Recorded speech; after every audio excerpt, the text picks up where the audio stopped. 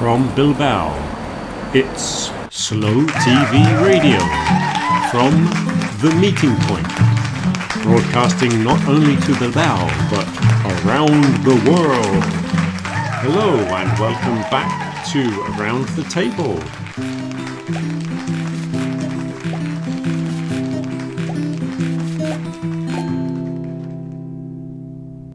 So today we are discussing the rather abstract topic of reality.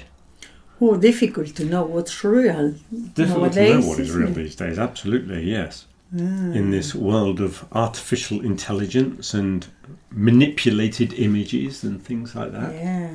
I found out yesterday app or artificial intelligence where you can upload a photo and, well, I use it to make it better, but you can delete things from photos or you can add a new face, you can do whatever you want. Yeah. That's amazing. And people can steal your voice. Yeah. You can take someone's voice and use it as a sample and then have that voice say anything. So if you hear, well, you could have an interview, listen to an interview on the radio, and you think that's an interview with a politician, but somebody with some ulterior motive could manufacture that. Well, they could, I suppose, they could say it and then just reproduce it with someone else's voice. Yeah, that's very dangerous. And even images now, you can't. It's difficult to tell what is a created image and what is a real image. Before you used to say, if I don't see it, I don't believe it. But now, yeah. What do you say? If I don't touch it, if I don't feel it? Yeah. Well, similar to that AI conversation we had recently of the people that will be out of work. Another one I heard talking was a photographer. And in the past, you could be the photographer that caught a stunning image, and that image would go around the world, and that would be your fortune. Yeah. You were the one that took that photo, and that's your life's work. You were the one that came up with the image. But now, nobody's even going to believe the photo. Even if you took the most amazing photograph, somebody would just go, "Oh, you did it on a computer." So, if you are a photographer, you have the eye to see what a good photograph is, so you can do the instructions better than someone who doesn't know anything about photography. Yeah. So they'll get better pictures than someone else. Yeah, but even then you could take quite a good photograph and then you could manipulate the photograph afterwards and improve it. Yeah. Which I suppose is something photographers have always been able to do to a certain extent. In the printing, you can play around with things and you can change tones and things. Yeah. So, yeah, again, it's another tool. But yeah, we won't be able to know what is real and what isn't. And I don't know what will happen in the future because it's a phase we're going through where we start to doubt now. We see something, think, oh, maybe it's manipulated, maybe it's not real, maybe that's not really him saying it. And things that go out on the internet, for example, people can manipulate these short images of, I don't know, Joe Biden saying something, and you think, well, is that really him saying it? It'd be quite easy to change it. But it's a phase we're going through, and what we're going to be like in 10 or 20 years' time, we're just not going to believe anything. I think we'll learn. There'll be no point in watching the news or anything. Well, there's no point now. But the whole thing could be false, like in 1984, where it's all just manipulated for our mass consumption, and we won't believe any of the news. But anyway, that's kind of related to the artificial intelligence that we discussed a couple of weeks back. Yeah. So what other realities do you think? Well, there's this one here that I was going to talk about because somebody was telling me they went to visit the HMS Victory, this famous historical ship that's in Portsmouth. And this is the ship that Nelson was on in the Battle of Trafalgar. Oh, I see. So it's incredibly important in British history. Yeah. Because he won the Battle of Trafalgar. Not so important here.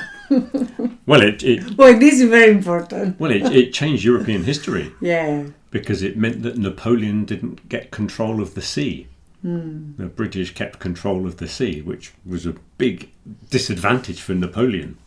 If he had hold of the sea, then history would be very different. Yeah. So this particular ship was very important, and it actually in quite good condition. But if you look at the reports of how it finished the battle, it was in quite bad condition. All the masts were shot off, and because it sailed right in front of all the French and Spanish ships, and it was in a terrible state. So it needed quite a lot of repair work done on it. And that was, over 200 years ago. Yeah. So a lot of it has been repaired, and which begs the question, are you actually looking at the ship? And how much of it was actually there at the Battle of Trafalgar? Yeah. Because if it's been repaired that many times... Well, maybe people don't go there to see the real thing, but the image. Yeah. I don't know. Do you think it's just that people want to believe that they're looking at something and they don't really ask themselves the question of how real things are? It's just the idea of the symbolism of this famous ship. Yeah, the symbolism. Yeah. That's what I meant, yeah. Yeah. But it probably bears little resemblance to the original thing. Well, I mean, it looks like it, yeah, but I doubt if much of it is the original. Yeah. The other interesting thing, we were talking about seeing famous paintings, and you don't really know that painting is what it's supposed to be.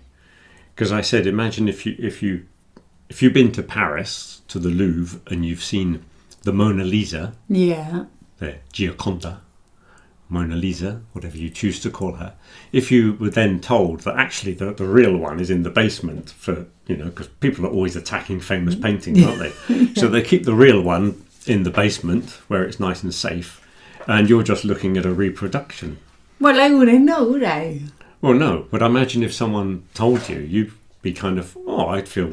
Disappointed, maybe. Yeah, or cheated. Or yeah. They've been playing, you paid good money to go and see this. Yeah, I guess, yeah. But nobody would know, would they? No, I don't think so. Because nobody can get close enough, and it's behind a big piece of glass. And even if you could get close enough, it would only be the experts that would know what they're looking at. Yeah, I don't think normal people could tell.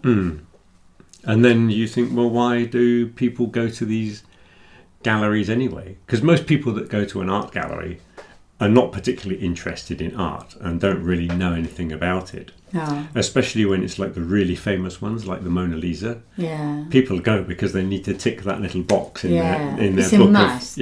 I've been to Paris, therefore I must go and see the Mona Lisa. Yeah. But they're not going to know if it's the real thing or not. Probably they're not very interested. No. I went there and that's what I did. And I thought, is that all? Okay. Yeah, that's what most people think. Yeah. But it's the same when we went to the Vatican and look at the Sistine Chapel. And it's like, okay. Yeah, well, the trouble is some things you've seen so many times in books and on TV that the expectation sometimes is much higher. It's been built up over many, many years, and you've heard the name of these famous places, and then people keep telling you it's an amazing experience, and you're going to be overawed by this amazing thing. And then you get there and you expect something amazing to happen, and then you go, okay, it's quite good, yeah. I know you shouldn't say that about the Sistine Chapel. It's quite good. I'd be quite happy if I painted it, I must admit.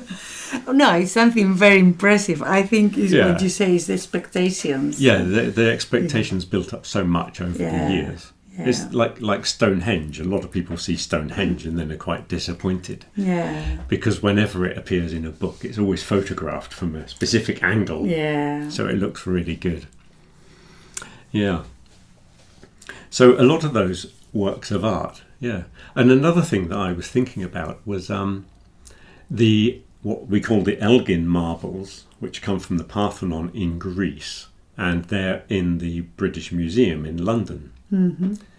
we won't go into the details of how they got there, because it's a controversial issue of whether they were legally paid for or not. This is not the discussion today. No, that's coming up in the next book. I'll tell you all about it in the future, but we will discuss it at a future date. But the thing is, they were saying that in if you go to Greece, they've got a reproduction of it.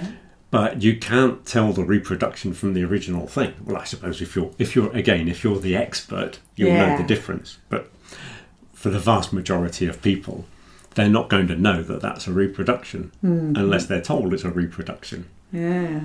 So why don't they just switch them over, and why don't they have the reproduction in London and not tell anyone?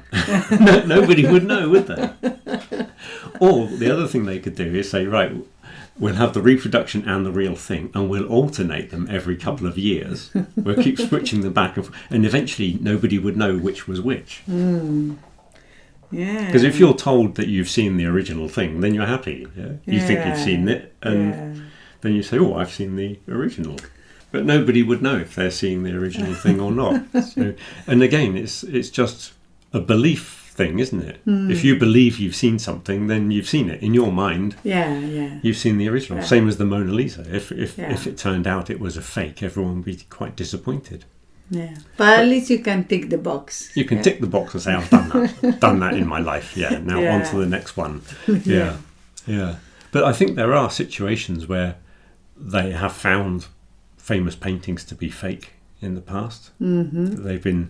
Everyone's been looking at the reproduction for years and have been quite happy.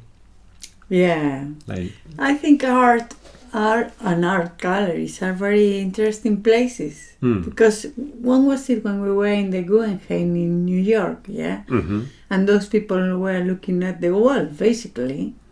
Oh yeah, well it's hard to tell if there was. It's like, what's that then? Well, that's the trouble in some art galleries. You go around and sometimes you find yourself looking at the fire extinguisher hanging on the wall. You think, fantastic. And it's the fire extinguisher. And there's something on the floor and you think, someone left some rubbish on the floor? Or is it, did they not finish cleaning up last night? Or is this an exhibit? That experiment they did when the kids did lots of drawing, and they have all these experts, and they were giving all these long words. And then they told them that they were drawn by kids. They were really upset. All but one were very upset, weren't they? That's been done a few times, I think, that experiment of tricking the art experts. The one I saw, that was on a TV programme in England, and they got a classroom of 6-year-old children to throw paint at pieces of paper, and they were riding bicycles over the piece of paper and all sorts. But they hired a gallery, and they invented the name of the artist and made a little brochure with his history and everything. And they had hidden cameras and microphones, and they were reading into it. And saying what this was. Oh, this is supposed to express this, and they were finding all meaning behind it. And they were really, really angry when they found out that they'd been tricked. And one of them, there was only one of them that stayed to be interviewed afterwards, and he said it was a really interesting experiment. Because it's what you perceive. If you're told that this is made by a real artist, then you'll see things in it that aren't there. And it's only in your, then he said, your perception of art is in your imagination, and it's not really a real thing. It's a kind of abstract thing, and if you think you're looking at a great work of art, you are. I thought that man was very wise. To realise that, well. Oh, but the others got really angry. So they've been tricked. But another related thing to this was a program I saw on TV where it's an American program where they buy artifacts to sell in the shop. It's like a second-hand shop. And people go in with old guns and paintings and all kinds of things to sell. And somebody went in with a hat that used to belong to John Wayne, the actor. And the guy said, well, how do you know it belonged to John Wayne? And he said, I've got a photograph of John Wayne wearing this hat. And he said, well, there's probably hundreds of hats like this. There's John Wayne wearing a similar hat doesn't mean that this is John Wayne's hat. And he said, well, the man who sold it to me said that this used to belong to John Wayne. Yeah. And so he was quite happy that he had a hat that belonged to John Wayne. Yeah. But he wanted to sell it. And the man said, if you can prove that this hat belonged to John Wayne, I'll buy it for $20,000. If you can't prove that it belonged to John Wayne, I'll buy it for $20. Well, how can you prove? Well, yeah. Or maybe they can do a DNA test. Well, if you found a bit of hair. John Wayne sweat or something, you might be able to, yeah. Well, it's very difficult to prove because... what do they call it? Precedence or something like that is the word that they use, if you can prove the precedence. Normally with old artifacts, there's a letter in it that was written at the time, or very close to the time when it was given to someone else, or something like that. But this was just a hat, and I think. But again, if you own something like that and you really believe that this belonged to someone, it's like it gives it some not power, but it's got some sort of mystic quality to it, hasn't it? Yeah. And why did he want to sell it then? I don't know, maybe he just wanted to make money, and maybe he just found a hat that looked like the one in the photograph, and maybe he was inventing the story. Or maybe the person that sold it to him invented the story. Yeah. But there are lots of people that will pay a lot of money for something that in its own right it's worth X amount of money, but then it's X amount times 1,000 because it was the guitar that belonged to Jimi Hendrix, or I suppose in some cases, like the Marilyn Monroe dress from the film, that famous dress. Yeah. I can see that's the iconic thing, and there's only one, and it would be difficult to fake that. Mm-hmm. But a hat that belonged to an actor or something like that. Yeah. And maybe he had hundreds of hats anyway. Yeah, yeah. So it's a very strange thing, yeah. Do they have on eBay like things that belong to famous people, or any sites where you can buy these kind of things? Well, you can sell things on eBay that you could say that it belonged to someone, because you can get things with signatures, for example. Oh, yeah. And people fake signatures. And again, there's another thing where people have bought photographs with the signature of the famous actor, and then later on they discover that it was the actor's assistant that signed all the photographs, and the actor never signed photographs. Yeah. So people have paid good money thinking that they bought the original autograph, and it's not from the actor. Yeah. It's the assistant to the actor. Yeah. And another thing, going back to the painting, was all of the Andy Warhol paintings that he mass-produced. They were screen-printed in the factory that he produced his work in, and a lot of it he didn't have any hand in the creation of. Yeah. And the value of them has plummeted in recent years. Plummeted meaning dropped drastically. Because back in the 70s and 80s they were sold for quite a lot of money, and now everyone's going, yeah, but he didn't actually go anywhere near the painting when it was created. Somebody but did it was for his him. idea. Or, It was his idea, and it came from his production company. Yeah. He had like a little factory where he employed people to make these things. I don't know, it's difficult. It's the same as when people were discussing if Shakespeare wrote all his plays and all that. Oh, yeah, It's the same kind of thing, isn't it? Like, well, that's another interesting debate as well.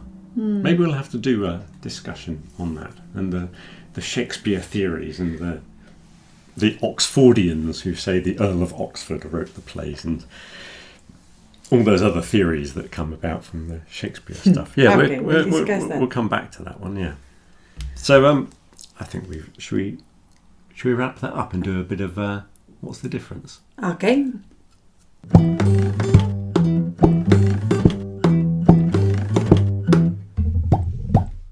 Okay, so let's play What's the Difference? So, where would you like to start then, Usa? Give me something to describe. Now we've been discussing a bit of art, yeah? What's the difference between review critic and criticism. Review, critic and criticism. Let's do critic and criticism first. So a critic is the person, and they are professional people who talk about things like films and books and things like that and give their opinions. Okay. And they give criticism. Criticism is what they give. Normally criticism is... Is it positive or negative? I was just thinking, generally we think of it as negative, but you can have positive criticism. You can, yeah. But generally speaking, we see it as a negative thing. People don't like to be criticised. Okay, yeah. So a critic is the person. So they're both nouns. Criticism is also a noun, but a critic is the person. And a review is what people write. So you read a book review. The critic writes the review. Okay. So you get book reviews and film reviews, and you get reviews of everything. So what's the difference between review and criticism? A review is what you write, and criticism is what you say. Is what you say. Well, it's within the review. A review is like an article for a magazine or something like that. Mm-hmm. Criticism is your commentary on your opinions. Okay. What about... I think we should do chapter and episode, because that's a very common one, isn't it? Yes. Everybody makes that mistake. Yes. So what do you think the difference between chapter and episode is? I'll let you do that one. Chapter is in a book. Yeah. Yeah. And episode is series. That's correct, yeah. Episode. Well, if you're watching TV, you're probably watching another episode. Yeah. Not another chapter. Chapters are in books. That is correct. Yeah. Okay. What about history and story? Oh, yeah. That's a difficult one, that one. History, story. So story is something you can read. Yeah. And it's... Is it made up? I was going to say it's probably made up. It's probably fictional. But it doesn't have to be, because you do get true stories. Oh, yeah. So it's something that you would narrate to somebody else, that you would tell somebody, because you get true crime stories on TV, for example. Yeah, yeah. History is usually something much older, and it would be true. Yeah, well, as far as we know, it's true. But it doesn't have to be that old, really. It could be. You get modern history, don't you? Yeah. So history is significant events of the past and how they affect, how one affects another. How could we describe that? Yeah, it's also a subject in the school. It's what you study in school, yeah. And story is what your parents read to you when you go to bed. Yeah. So that's basically it, yeah. If you're talking, if someone's telling you a narrative, as they say, they're telling you a story. What about roof and ceiling? Yeah. Roof is on the outside. Is correct. And the ceiling is inside. Basically, yeah, that's it. It depends which side you're on. If you're in a house, you're looking up. If you're in a room, you look up at the ceiling. And if you're on the outside, the bit that stops the rain coming in is the roof. So, what about grin and smile? Grin and smile. They're very, very similar, aren't they? Well, a grin can be a smile. Or the other way around. But the thing is, if you grin at somebody, you have to show your teeth. Okay. A smile, the teeth are optional. You can show your teeth or not if you're smiling. Okay. But when you grin, you always show your teeth. You can't grin with your lips together. If I go like this, that's not a grin, that's just a smile. That's not a smile. It's not a very good smile, because it's a false one. We're back to reality again. What is a real smile? A grin, you have to show your teeth if you grin. Okay. Because I always thought it was a kind of smile, but I guess it is, yeah. They're kind of related, aren't they? Yeah, very good, very good. I think that's all we have time for today, isn't it? Yeah. So are we going to wrap up and say goodbye? Yeah. So thank you for listening to our fascinating conversation on reality. Thank you very much, Husar, for your company. Thank you. And don't forget to all those listeners out there to share it with your friends and make it very, very popular. And we'll see you. Well, we won't see you. I don't know why I say that every time. And we'll be back next week for another fascinating conversation. So, have a good week. Till next week. Bye. Bye.